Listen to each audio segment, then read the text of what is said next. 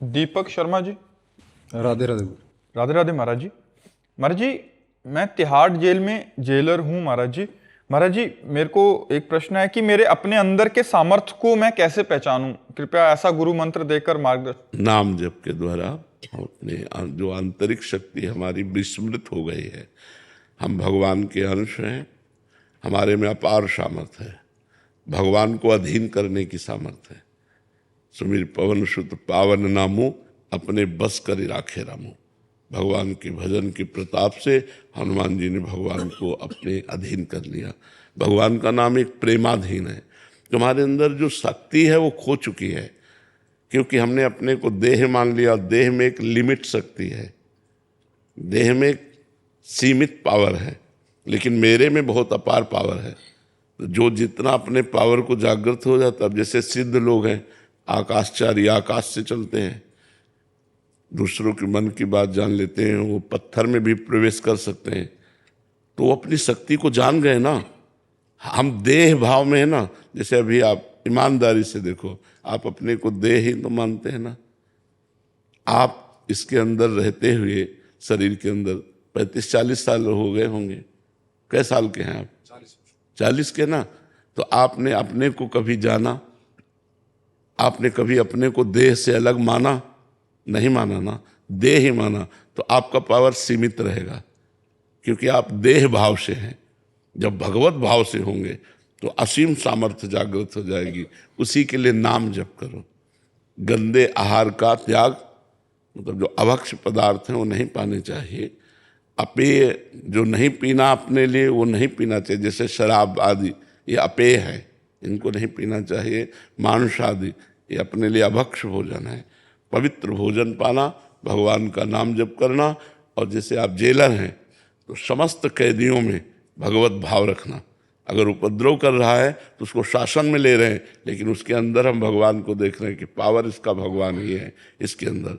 तो अपने आप आपके अंदर दिव्यता आने लगेगी, भागवतिक भाव आने लगेगा। जो सेवा दी गई उसमें भगवत भाव निषेध नहीं। जैसे आप मतलब जेलर है, आप कोई कैदी उपद्रव कर रहा है तो आपको शासन में लेना है, तो भगवत भाव रखते हुए उसको हम शासन में लेंगे। जैसे भीष्म जी भगवान के भक्त हैं, पर विपक्ष में भगवान खड़े हैं ना, पांडवों के पक्ष में, तो अर्जुन को भी बाण मारते हैं, भगवान को भी बाण मारते हैं। क्योंकि आपने इस समय युद्ध क्षेत्र में हमें कर्तव्य दिया है कि हमसे युद्ध करो, तो हम बराबर आपसे युद्ध करेंगे। ऐसे ही आपने हमें जेल का अधिकारी बनाया, जेल का कोई पद तो मिला ही होगा, तो हमें अगर जरूरत पड़ेगी तो दंड देंगे, लेकिन सब में भगवान है ये हम भावना करेंगे और नाम जप करेंगे। तो इससे आपकी दिव्यता जागृत हो जाएगी, लोक पर लोक सब आनंद में हो जाएगा। तो नाम जप कीजिए, गंदे भोजन का त्याग, गंदी पेय पदार्थों का त्याग, और सब में भगवत भावना करते तो आप में दिव्य भाव आ जाएगा। वो दिव्य भाव ही आपको भगवान से जोड़ देगा, भगवान से मिला देगा।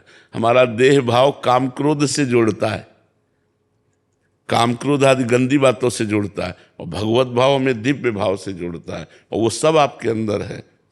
कोई भी ऐसी सामग्री नहीं जो आपके अंदर न हो।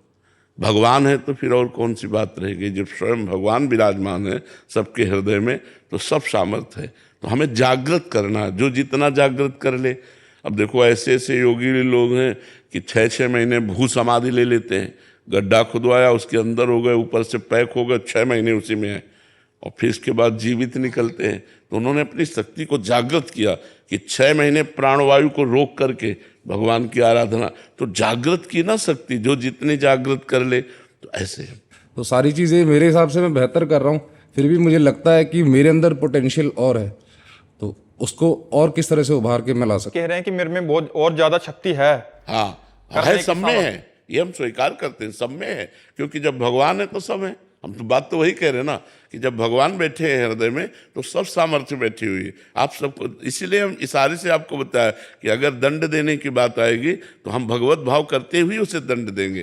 तो आपके प्रश्न से अलग उत्तर नहीं, अगर आप इसे समझो तो इसे अच्छी तरह समझ सकते हो। अध्यात्म के बिना आत्मशक्ति जागृत नहीं होती। आप अपनी जितनी सामर्थ्य रखते हो तो देह भाव से रखते हो। अभी दिव्य सामर्थ्य नहीं जागृत हुई, वो सामर्थ्य अध्यात्म से जागृत होती है। इसलिए अध्यात्मवान बनो। भगवान का नाम जप किए बिना तो बात बनेगी नहीं, और कोई उपाय है नहीं। अध्यात्म के बिना आत्मशक्ति को जागृत करने का उपाय नहीं है। देखो, पूरे त्रिभुवन का शासन करते हैं यमराज जी। जैसे तिहाड़ जेल है, ऐसे पूरे त्रिभुवन की जेल का नाम नरक है। और वो निरंतर भगवान की आराधना में बने रहते हो, पापियों को घोर दंड देते हैं। जीवात्माएं जितनी जाती हैं, जो पाप करता है उसको घोर निर्दयी होकर उनको दंड देते हैं, लेकिन वो भगवत भाव में रहते हैं। 12 महाभागवतों में यमराज जी का भी नाम है। महाभागवतों, विश्व में पूरी सृष्टि में 12 महापुरुष ऐसे जो भगवान के सेवा करते हुए दिव्य भाव में रहते हैं। यमराज यमपुरी में नरक के पूरा सिस्टम देखते हुए वो भगवान के भक्त हैं, वो भगवान की दिव्य सामर्थ्य से युक्त हैं। तो आप भी भगवान की दिव्य सामर्थ्य से युक्त होइए। खान पान, आचरण व्यवहार और नाम जप, इस पर सुधार करेंगे तो हमारे अंदर दिव्य शक्ति जागृत होने लगेगी, भगवत भक्ति, भगवत शक्ति जागृत होने लगेगी। आपका भाव तो यही है ना, तो उसी पर तो हम बोल रहे हैं, उसी को तो समझना है। अच्छा, सांसारिक कोई जंतुर ऐसा है नहीं जैसे जंत्र बांधते हैं, कलावा बांधते हैं, ये कोई सामर्थ्य नहीं। अंदर की सामर्थ्य को जागृत करो। अंदर जब तुम्हारे सामर्थ्य जागृत होगी तो एक तुम ज्ञानी महापुरुष होकर, एक भक्त होकर के भी जेल की सेवा करते हुए भी सबका मंगल कल्याण। जैसे घोर पापाचारी है, आप उसको फांसी दे रहे हो तो मंगल हो रहा है, उस अमंगलकारी पाप से उसको मुक्त कर रहे हो। एक दुष्ट है, दुष्टता कर रहा है, उसकी दुष्टता को उसे दंड दे रहे हो, आप उसे पवित्र कर रहे हैं।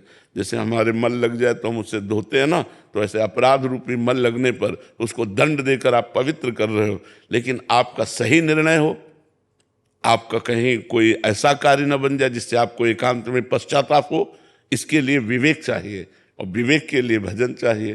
तो भजन जरूरी है।